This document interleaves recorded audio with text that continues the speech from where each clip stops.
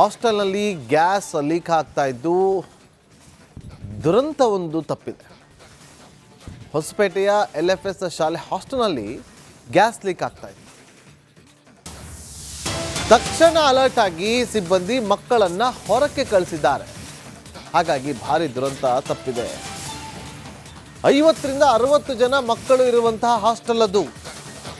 ಆ ಹಾಸ್ಟೆಲಲ್ಲಿ gas leakage ಆಗ್ತಾ ಇತ್ತು.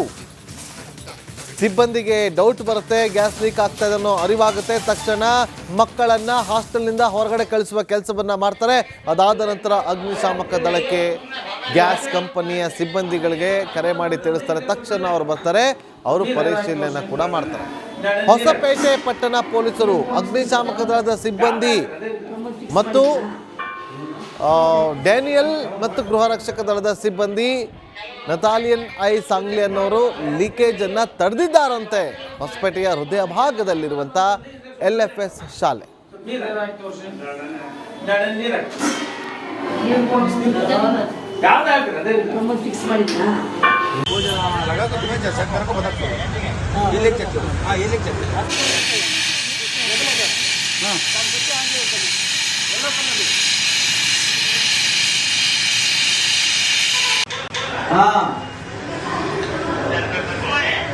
स्कूल में तो बोला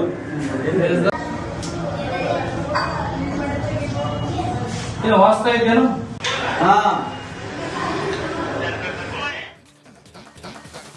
ಹಾಸ್ಟೆಲ್ನಲ್ಲಿ ಗ್ಯಾಸ್ ಲೀಕ್ ಆಗ್ತಾ ಇದ್ದು ದುರಂತ ಒಂದು ತಪ್ಪಿದೆ. ಹೊಸಪೇಟೆಯ LFS ಶಾಲೆ ಹಾಸ್ಟೆಲ್ನಲ್ಲಿ ಗ್ಯಾಸ್ ಲೀಕ್ ಆಗ್ತಾ ಇತ್ತು. ತಕ್ಷಣ ಅಲರ್ಟ್ ಆಗಿ ಸಿಬ್ಬಂದಿ ಮಕ್ಕಳನ್ನ ಹೊರಕ್ಕೆ ಕಳಿಸಿದ್ದಾರೆ. ಹಾಗಾಗಿ ಭಾರಿ ದುರಂತ ತಪ್ಪಿದೆ. 50ರಿಂದ 60 ಜನ ಮಕ್ಕಳು ಇರುವಂತಹ ಹಾಸ್ಟೆಲ್ ಅದು. ಆ ಹಾಸ್ಟೆಲಲ್ಲಿ ಗ್ಯಾಸ್ ಲೀಕೇಜ್ ಆಗ್ತಾ ಇತ್ತು. ಸಿಬ್ಬಂದಿಗೆ ಡೌಟ್ ಬರುತ್ತೆ, ಗ್ಯಾಸ್ ಲೀಕ್ ಆಗ್ತಾ ಇದೆ ಅನ್ನೋ ಅರಿವಾಗುತ್ತೆ. ತಕ್ಷಣ ಮಕ್ಕಳನ್ನ ಹಾಸ್ಟೆಲ್ನಿಂದ ಹೊರಗಡೆ ಕಳಿಸುವ ಕೆಲಸವನ್ನ ಮಾಡ್ತಾರೆ. ಅದಾದ ನಂತರ ಅಗ್ನಿಶಾಮಕ ದಳಕ್ಕೆ, ಗ್ಯಾಸ್ ಕಂಪನಿಯ ಸಿಬ್ಬಂದಿಗಳಿಗೆ ಕರೆ ಮಾಡಿ ತಿಳಿಸ್ತಾರೆ. ತಕ್ಷಣ ಅವರು ಬರ್ತಾರೆ, ಅವರು ಪರಿಶೀಲನೆ ಕೂಡ ಮಾಡ್ತಾರೆ. ಹೊಸಪೇಟೆ ಪಟ್ಟಣ ಪೊಲೀಸರು, ಅಗ್ನಿಶಾಮಕ ದಳದ ಸಿಬ್ಬಂದಿ ಮತ್ತು ಡ್ಯಾನಿಯಲ್ ಮತ್ತು ಗೃಹ ರಕ್ಷಕ ದಳದ ಸಿಬ್ಬಂದಿ ನತಾಲಿಯನ್ ಐ ಸಾಂಗ್ಲಿ ಅನ್ನೋರು ಲೀಕೇಜ್ ಅನ್ನ ತಡೆದಿದ್ದಾರಂತೆ. ಹೊಸಪೇಟೆಯ ಹೃದಯ ಭಾಗದಲ್ಲಿರುವಂತ LFS ಶಾಲೆ.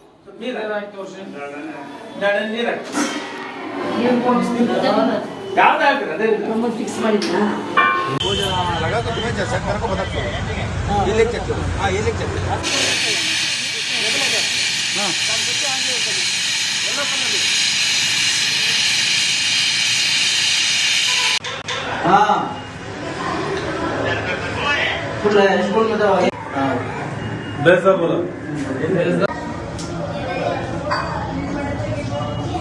ये वास्ता है ना.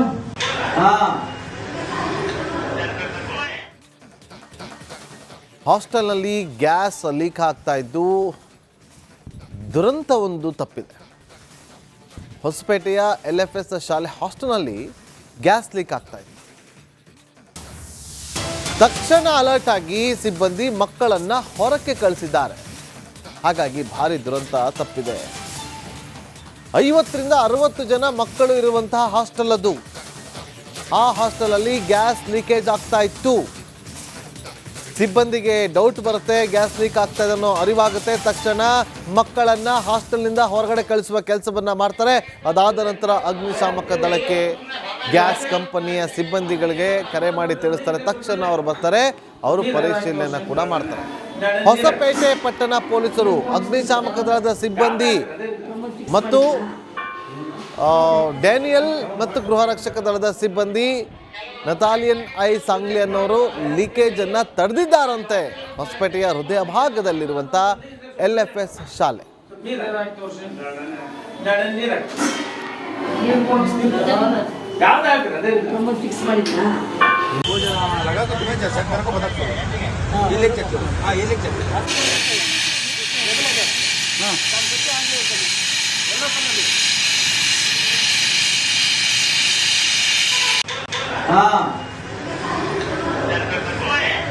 स्कूल में तो बोला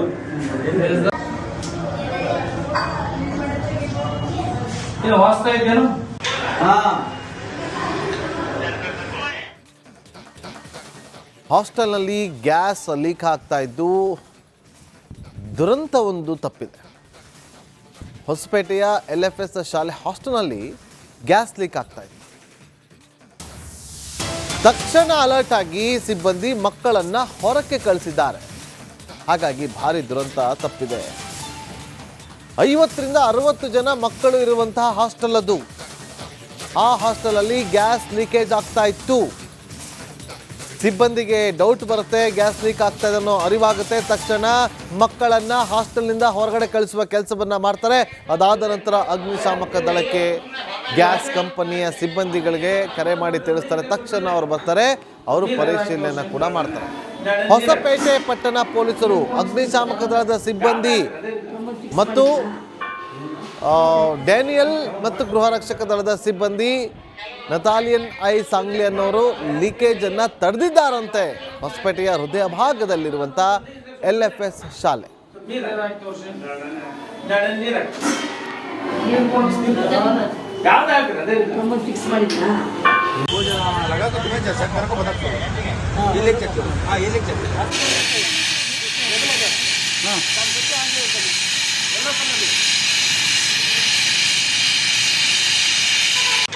हाँ स्कूल में तो बेसा बोला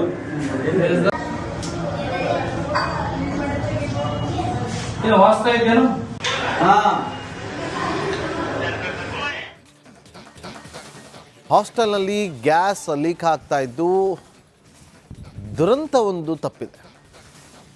ಹೊಸಪೇಟೆಯ LFS ಶಾಲೆ ಹಾಸ್ಟೆಲ್ನಲ್ಲಿ ಗ್ಯಾಸ್ ಲೀಕ್ ಆಗ್ತಾ ಇತ್ತು.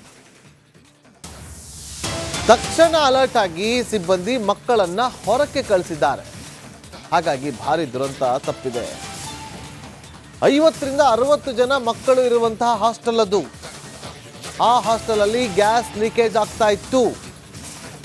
ಸಿಬ್ಬಂದಿಗೆ ಡೌಟ್ ಬರುತ್ತೆ, ಗ್ಯಾಸ್ ಲೀಕ್ ಆಗ್ತಾ ಇದೆ ಅನ್ನೋ ಅರಿವಾಗುತ್ತೆ. ತಕ್ಷಣ ಮಕ್ಕಳನ್ನ ಹಾಸ್ಟೆಲ್ನಿಂದ ಹೊರಗಡೆ ಕಳಿಸುವ ಕೆಲಸವನ್ನ ಮಾಡ್ತಾರೆ. ಅದಾದ ನಂತರ ಅಗ್ನಿಶಾಮಕ ದಳಕ್ಕೆ, ಗ್ಯಾಸ್ ಕಂಪನಿಯ ಸಿಬ್ಬಂದಿಗಳಿಗೆ ಕರೆ ಮಾಡಿ ತಿಳಿಸ್ತಾರೆ. ತಕ್ಷಣ ಅವರು ಬರ್ತಾರೆ, ಅವರು ಪರಿಶೀಲನೆ ಕೂಡ ಮಾಡ್ತಾರೆ.